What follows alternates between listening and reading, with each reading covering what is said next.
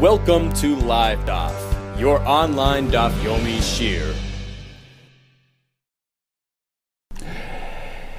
Hello and Shalom Aleichem. Welcome back to today's Daf Yomi, Menachos Daf Nun Beis. We begin at the fifth line off the top of the Amud at the 2 dots. Tana Rabbanon, we begin with a brisa, a discussion we actually already had way back in Maseches Harius, if you recall, but it also links into our sugya as well. Tana Rabbanon, here comes an interesting question regarding the par helam davar shel tzibur. So this is where the public erroneously committed a sin because they were misled by the erroneous ruling of the Bezdin Hagadol, and that necessitates a special korban, a special chatas called a par, a cow, helam davar, due to the forgetfulness, the concealment of the halacha, which led to a transgression. So it's par helam davar shel tzibur, which the tzibur brings. So the question will be who? How do they finance it? One choice would be, take from the general treasury, the Trumas the Lishka, right? The Trumas HaLishka, where they had all the Machtas HaShekels that were collected on a yearly basis to finance the Karbanos. Now, typically you finance, the standard. It's meant for the standard expected Karbanos, right? The Tamid and the Musaf. But this is something unanticipated. So the question is, how do we pay for it? Do we take the Trumas HaLishka funds, or do we make a new collection specifically for this purpose? And this relates to two karbanos, either the par helam davar shel tzibur or usiri avodas kechavim. This is a similar situation where the tzibur sinned with respect to avodah zarah. How do we finance it? Batchila magbin lahan, we make a brand new collection. Everybody sends in their, a set amount. Rabbi Gershon says a pruta, and that's what they use to buy the this korban. Divrei Rabbi Yehuda, that's his opinion. Rabbi Shimon, no, we don't make a new collection. We take from the existing funds in the Trumas HaLishka in the Beis Hamikdash, meant for public karbanos, which certainly fits the bill in this case. So that's one version of the machlekes. Okay, Rabbi Shimon says Trumas HaLishka. B'Hatanya Ifcha, we have a brisa which switches their opinions. Rabbi Shimon actually says that it necessitates a brand new collection. So the question is, which one was the updated version? Which one was the last recent version? Which one was the last one that he said? Was it the Trumas HaLishka, or was it a brand new collection? Amru Rabbanon. So the Chachamim suggested, Kamei de Ravashi, before Ravashi, Lema Kamais Achrita. We want to suggest that the first version here, where Reb Shimon says you funded from the Trumas HaLishka, was the last and final, version of Reb Shimon. Why? How do we know? Because if you recall, yesterday we had a discussion regarding a whole different topic. The minchas chavitin that a kohen gadol is meant to bring on a daily basis, it passes away. In the interim, until they find a new, kohen gadol to replace him, who pays for the, who's responsible to look after the minchas chavitin? So according to Reb Shimon, we have a pasuk that the public brings it, but as we learned yesterday, the chacham were mesakin after they saw that the funds were being depleted because there were so many kohanim that were passing away on them, and the need was great, and it depleted their funds. So they shifted the responsibility to the kids, the sons of the kohen gadol. But then, when they saw that it was being neglected, there was pshia taking place, they were just not tending to it. So they restored the old system where the public would fund it. Okay, so that's yesterday, and now we're going to refer to that. So we're suggesting that regarding our topic, our discussion, funding these karbanos, the par helam davar, siri avodah zarah, that the final and more definitive version of Reb Shimon's opinion is that it's actually publicly funded. Why? Because otherwise, if it's going to require a new collection, Reb Shimon is concerned about pshia, about neglect. They might not tend to it, and it might not be looked after if it requires more effort and more investment of, right? The shamin like Reb Shimon, because we know that Reb Shimon holds the chayish l'pshia, is concerned about neglect, about not necessarily carrying through your responsibilities, as we saw yesterday by the Menachos Chavitin. And that's why it was shifted back to the Trumas Halishka here as well. It's more probable that that would be his actual opinion, his final position regarding these karbanos as well. Amalu Rav Ashi, so Rav Ashi responds to this. He says, look, I hear your point, but perhaps that factor would not really be a concern in this setting over here. Yesterday, yeah, but not today. Why? So even we go the other way, that the second version that we have here, where Reb Shimon says that the public would make a new collection, they would launch a new campaign to fund these karbanos. Perhaps that's the achrita, that's the last and more final, definitive version of Reb Shimon's opinion. Why? We're not concerned about neglect. We're not concerned about them not doing it, because they have benefit from it. When is Reb Shimon concerned about pshia? Yesterday, but most of the less look regarding a carbon that they don't really have atoned from it. The Yorshim, the kids have nothing from it, so to speak. It's their father's issue, they're just filling in for him. But the Paralam Davar of today, that's something that we all benefit from. We need the kapara. We sinned, we need the kapara. Of course, we will take it seriously. But Milsa de Islu, kapara b'gavah, something which they have an interest in, they have kapara from it. Certainly, you can say, Lo yechayesh, Reb Shimon l'pshia. Reb Shimon is not concerned about pshia. Rest assured, the collection will take place, the campaign will be a success, and the karban will be brought. Okay, what's the conclusion here? Which way is it? Amar le Rabba Zuti le Rav Ashi Tashma. We have a Raisa, which quotes Reb Shimon, and now we'll see what he really holds. The Sanya, as karbani lachmi li ishai, reach nechoichi, tishmeru lahakar li v'mayadei.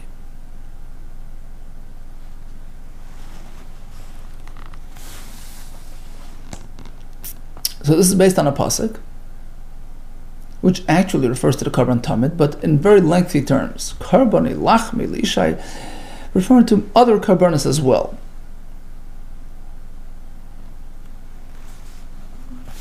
Says the Gemara, says Reb Shimon, this pasuk is equating other very specific karbanos to the karban tamid, which of course is funded by way of the Trumas Halishka, right? The rabbis, it covers also Paralam Davar Shal Tzibur, Usiri Avadis Kachavim, that just as the Karban HaTamid is funded via the Trumas Halishka funds, these two Sheboin, they are purchased mit Trumas Halishka de Reb Shimon. Okay, here we go. Reb Shimon, in his own words, based on a pasuk, which Rashi says tells us that it's the Ikar. This is certainly the more authoritative conclusion. So that's the maskana. According to Reb Shimon, these karbanos are funded by way of the Trumas Halishka. Ushleima is a kriv.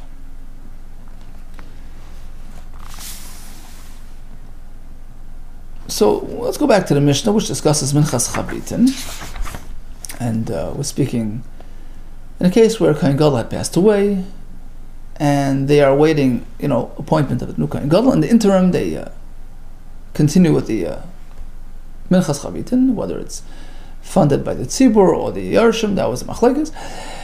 But the Mishnah concludes with the word Ushleima is a kreva. So instead of your typical half and half system where you bring in Isarin and half goes in the morning, half in the afternoon, here it's a complete Isarin. The question is, what does the Mishnah mean? Ushleima is a kreva. Amar Chib Amar Boy Rabbi Yechon had a question on this. Does that mean that you do a full Isarin in the morning and a full Isarin in the afternoon as well? So it's basically a double dose? Or is it one Isarin in the morning and that's it? Because it's not meant to do more than one Isarin in total per day. Which way is it? Boy Rabbi Yechon. Shleima Shachris, a full Isarin in the morning. Shleima Ben Abayim in the evening as well. Or Shleima Shachris, a full Isarin in the morning. Shleima Shachris. Ubetela Ben Abayim in the afternoon. There was nothing added to it. So it's one Isarin in the morning only. The point is that it should be complete rather than half-half, but it's ultimately just a full Isarin and no more. Amar Rav Tashma. Let me try to clarify this point based on a Mishnah Maseches Tamid, which provides a printout, a list of all the kohanim that are involved. They had this lottery in the morning. They determined which kohanim will be involved in processing the karbanat and its accessories. So it gives us a total of 13 kohanim. One, will do the shchita, one will do the zrik, right? Tashma Shmini, the 8th kohen is meant to take care of the chavitim. Shmini v'chavitim. He'll offer the chavitim on the mizbeach. Now, the Misa, the B'teleh ben Arbayim, if you're going to suggest that at times, right, when there's no kohen gadol alive and they're doing this interim system, it only applies in the morning and the afternoon is idle. So why are we referring to, with absoluteness, to an 8th kohen being involved in the Talmud because of the chavitim? In the afternoon Talmud, there isn't always an 8th kohen. Why? There isn't always chavitim.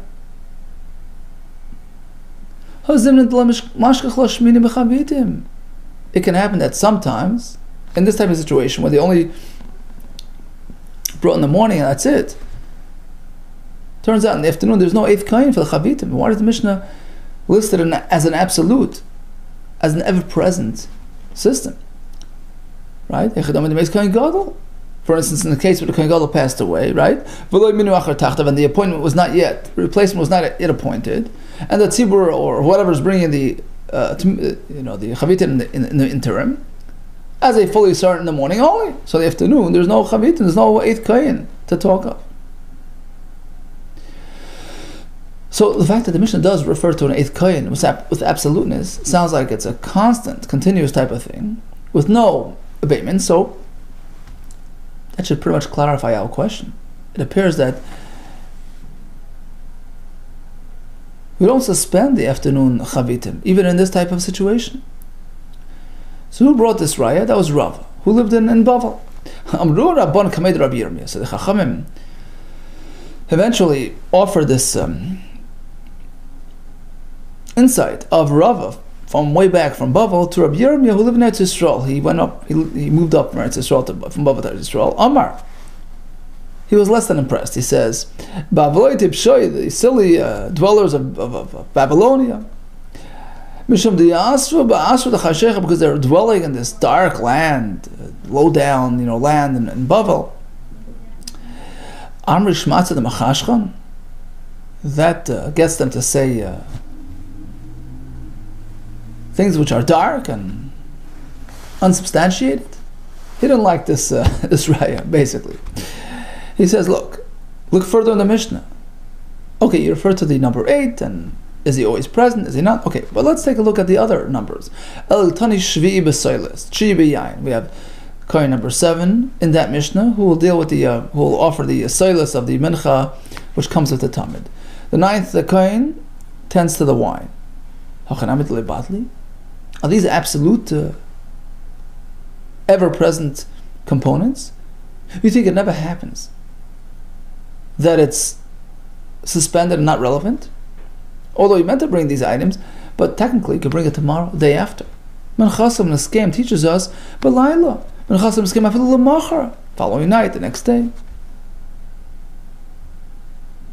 Right? So it isn't an absolute arrangement. You don't always have the kohen with the wine.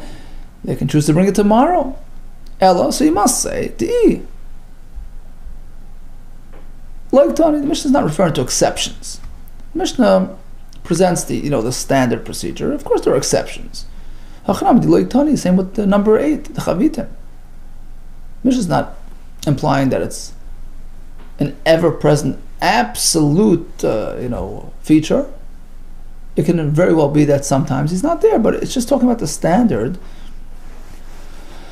routine. So you can't really prove anything from there. That was Rabbi Yirmiyah's response. Okay, now this message got back to Rava. Adrua Kamed Rava, and he sort of took issue. He says, Amar, he says, maybe Shusin Amri, when he heard this sort of non-compliment from Rabbi Yirmiyah, he says, they always tell the people in Israel our bad stuff, our less than impressive, insights. Amri Kamayu, they presented a mitivus and Amri Kamayu, but they failed to tell them our good stuff. In any case, Hadama Rava himself thought for a moment. He says, you know what, actually, I don't think what I said was that bad. Hani nami tivusani. Actually, this insight that I said from the Mishnah is actually it's a good point. I stick to it. I hold by it. That actually,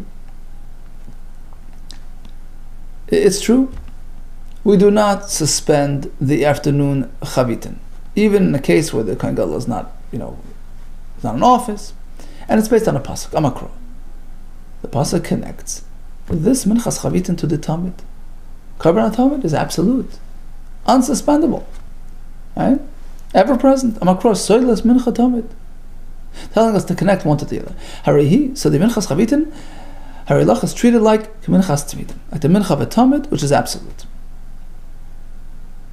Okay, so what is the conclusion at the end of the day? We have Rava's opinion. Again, we're talking where Kohen Gadol has passed away. New one has yet to be appointed.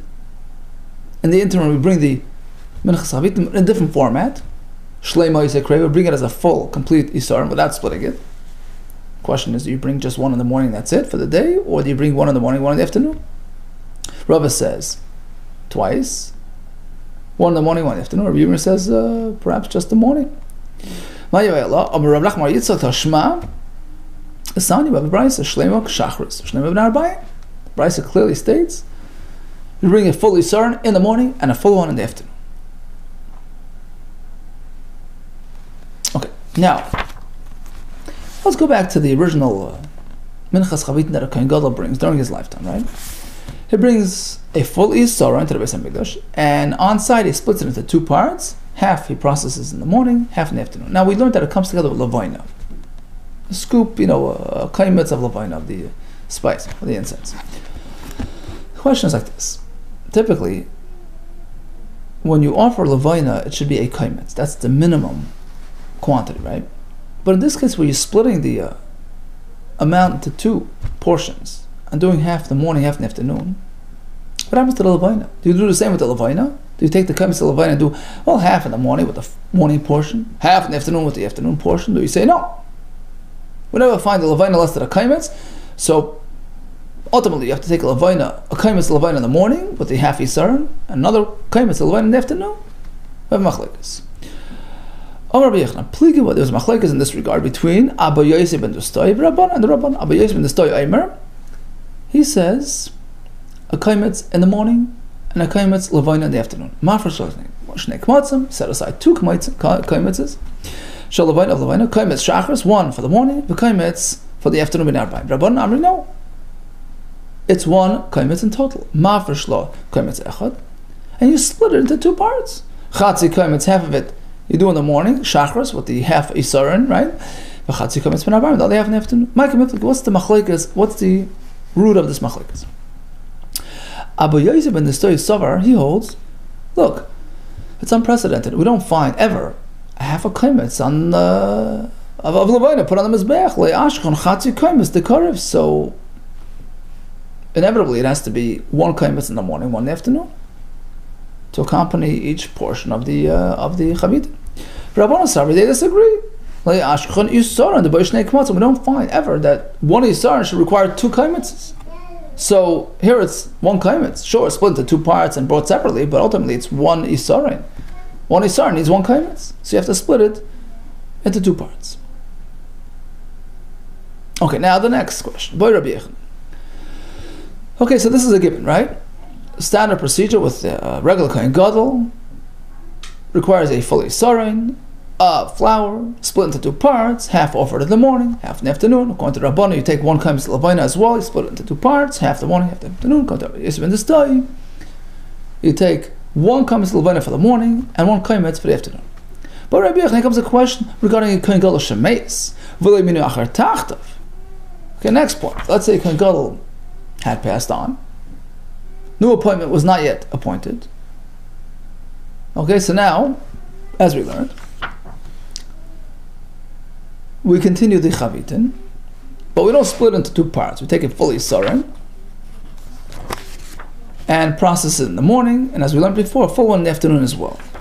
Now the question is, the Rabbanan, who until this point said that you only have a single kaimetz levayna in total, which is split, right? half in the morning with the half Yisarn, half in the afternoon with the other half Yisarn. But in this case, we are no longer dealing with halves. It's a full Yisarn in the morning, a full Yisarn in the afternoon. So perhaps even the Rabbanan would agree in this case, since things are doubled. So sure, bring a full kaimetz levine in the morning with the full Yisarn, and a full kaimetz levine in the afternoon with the other full Yisarn. There's no reason to split it. It's one kaimetz per Yisarn, right? That's the standard formula. Rabbanan, according to the Shittas Rabbanan, do we double the quantity of the levina? Or perhaps not. Shall we say? Just as you double the flour, full Yisarn in morning and a full Yisarn in afternoon, likewise, that necessitates double levina as well. I did what you can say. No. Who says? My degali, what the Torah reveals to us, to double the silas.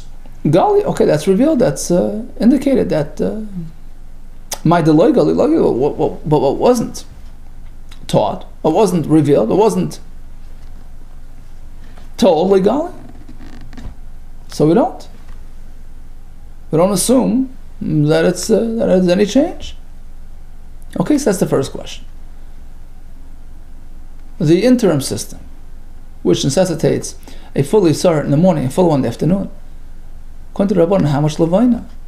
Do we stick to the old amount, just a single kaimetz split into two, or do we double the levina as well? Full kaimetz in the morning, a full kaimetz in the afternoon. Next question. Again, still at this juncture, what we're doing the interim system. What about the oil, the shemen? So typically you have 3 lug, right, as we learned the other day, per Yisarn. But now that we double the dose of flour, instead of just 1 Yisarn, it's really a total of 2 per day. Do we double the oil as well? The shemen, bein la b'yesem in the stoy, bein the Rabbanan, whether according to the Rabbanan or b'yesem in the stoy, doesn't matter. The question will apply to all equally. Mao. What do? Do we double it or not? Amar Rava. Says Rava, let me try to clarify it based on a Mishnah. Tashma. Hey, Kmatzanein. Mishnah speaks about different variations of kaimetzes, right? So, different halachas that relate to a kaimetz quantity of material, okay? Hey, Kmatzanein. One is the kaimetz of levina of a regular mincha.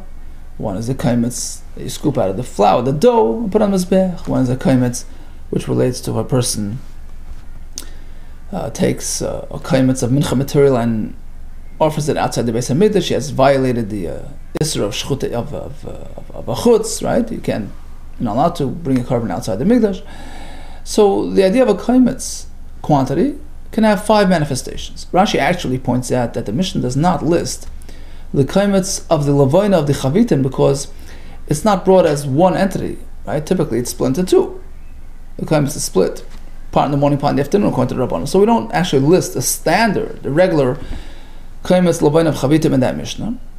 But the question will be like this. If in this type of circumstance, where we're doing the interim system, right? You're meant to double the kaimetz of levina, do a full kaimetz in the morning, full in the afternoon. So why isn't that scenario listed in the Mishnah as another example, another manifestation of the kaimetz, quantity?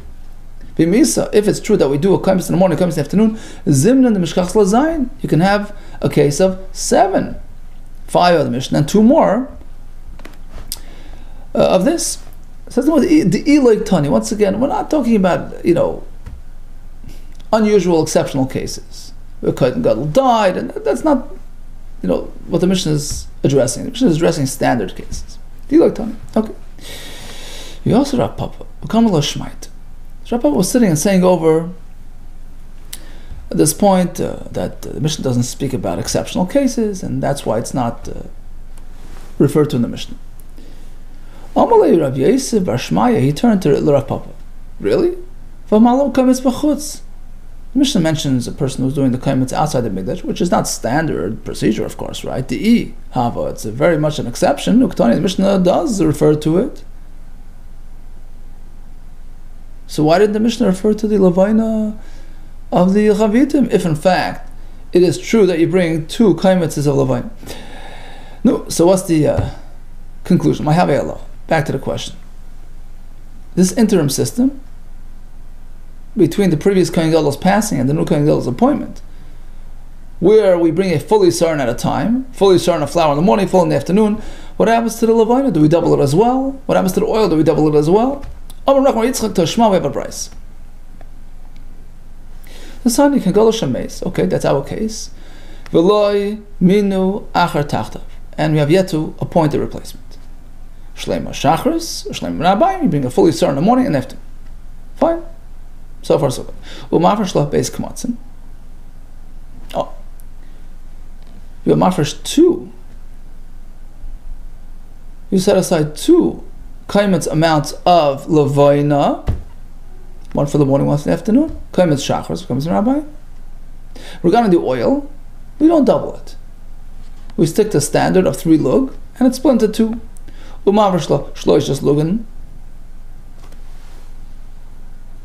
We get 3 lug of oil, which is a standard amount. Lug mechza shachros was split into 2 parts, 1.5 for the morning, chavitin. Lug mechza 1.5 for the afternoon. Okay, so again, in terms of the flour, a full isar in the morning, full in the afternoon. In terms of the oil, no, we take the standard amount of 3 lug and we split it into 2. In terms of the levina, we double it. A full kaimetz in the morning, a full in the afternoon. Mani, now, who's the author of this brisa? Whose shita is this expressing? Ilim Rabban, is it the Rabbanan?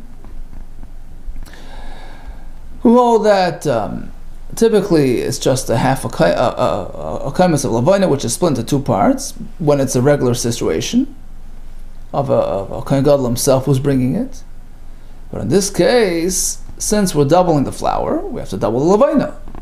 So the question is, why are we only doubling the levina, not the oil? I mean, if you meant to double the whole recipe. Why is it that when it comes to levina, we double it? But the oil, we don't. We keep it to the same original amount of 3 lug, which is a split into 2 parts. So it can't be the Rabban. It must be Abu Yosef ben Distoi. It must be the other shita.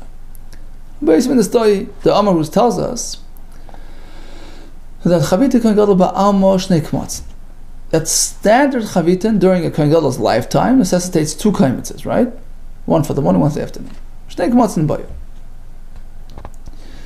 And likewise, in this case as well, in the interim system between the Kohen Gadol's passing and the new Kohen Gadol, we stick to the same formula. Although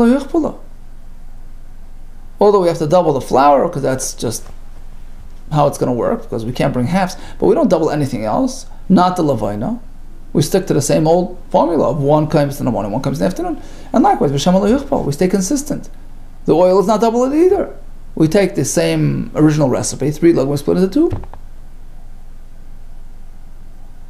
Okay? So now, let's take it a step further. The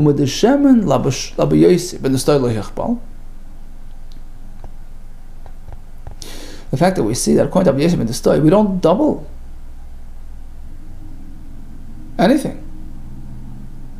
Aside from the flour, which the Torah speaks about, we don't double other components of the recipe. For instance, the oil, right?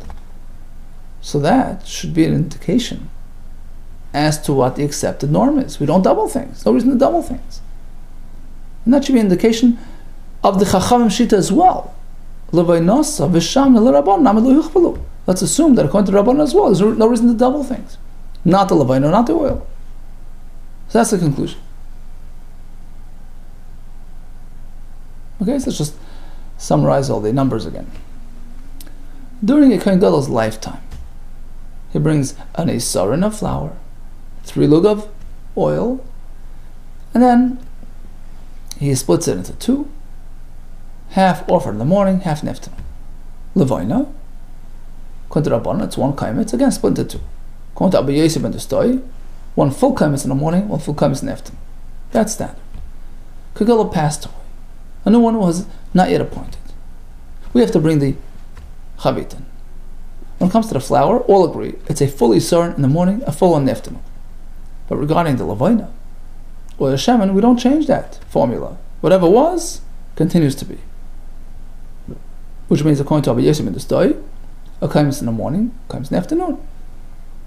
According to the Rabbanan, we take the same single kaimis and split it into two.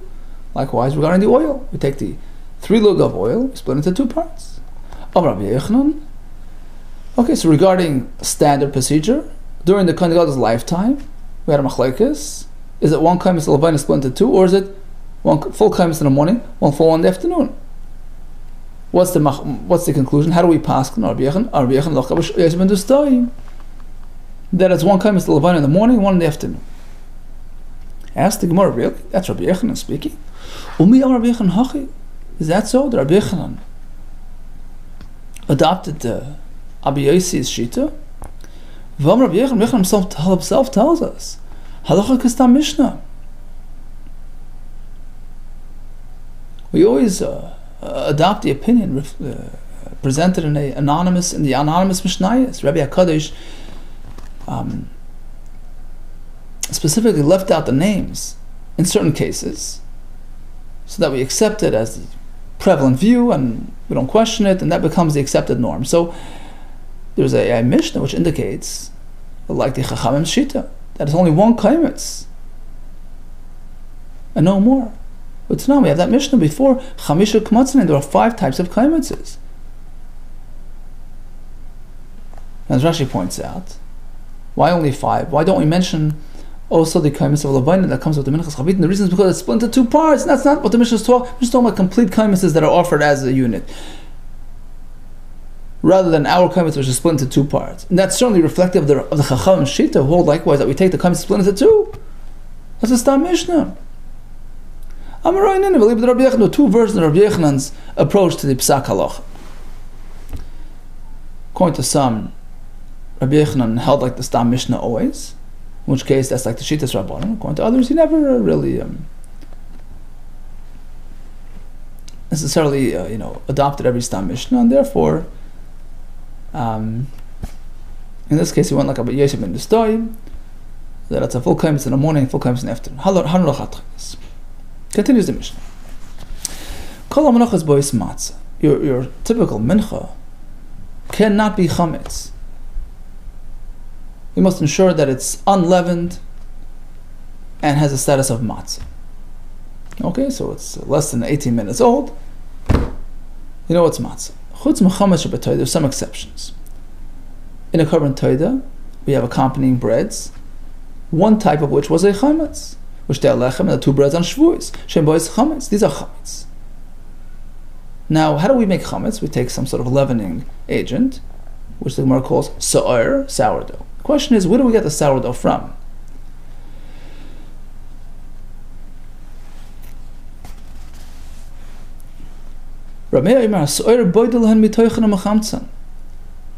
He says, how do we make sa'ir? It's made in-house. You take some of this actual flour, right? Let's say you have an isarein, which is meant to supply the chalas, to make a chalas. You take a little bit of that isarein, that amount, that pound, so to speak, and you turn it into sa'ir. There's some sort of procedure that they turned it into sourdough. And then when you're done, put it back in the pot that you want to make chametz, and it lemons it, it bloats it, it makes it a chametz. So it's all sort of self-generated. You take its own flour, a little bit out of the sarein, turn it into sa'ir, and then you reinsert it to make Rabbi Aimer Afi Eina Min HaMuvchar. That's not the best quality sa'ir. There's not enough time there to, you need really strong and acidic, aged sa'ir. That's not a good way to do it. Ella, I'll tell you the way to do it. Maybe it's a sa'ir. You go find, real sa'ir. You put it into the measuring container, let's say the sarein container. So you put it in there and you fill the flour to the top. So the sa'ir now counts as part of the isarein. Amrullah said, they responded to him, well, your system isn't either foolproof. I understand, the quality of the sa'ir is better, but you're going to be sacrificing on the other side. Why? The amount, the shear, won't be precise, won't be perfect. Amr Lois Chacham responded, Rabbi Yehuda, we understand, it's much better quality, I understand, but this is going to create another problem. A problem of shi'ur. You see, we need an isarin, a certain amount, very definite, precise amount of flour for this mincha, right? By importing the sa'ir from the outside and putting it in, then filling the container with flour, the result will be either too little flour or too much flour. And then required. Why? Rashi explains. This imported sa'ir was mixed with very little, water. So it's sort of thick and tough and shrunken, so to speak, vis-a-vis the flour, which is a bit more roomy in this isaron container. So now when you fill the container to the top, you're going to be adding more flour than is typically expected in an isaron container. Right? Because this sa'ir that you bring in from the outside is condensed, it's concentrated, squished together.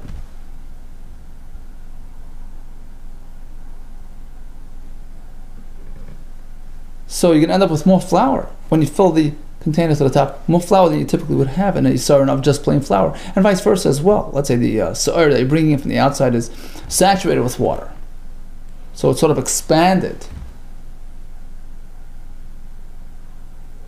and takes up more place than if it would just be flour, right? So now when you put it into the container and you fill it to the top, ultimately there's less flour in there than if the whole thing were just flour. If the whole thing was just flour, you would have X amount. Now when you replace some of that flour with this bloated sa'ir, so due to the moisture and the bloatedness, it's taking more space than if that space would just be filled with flour. Right?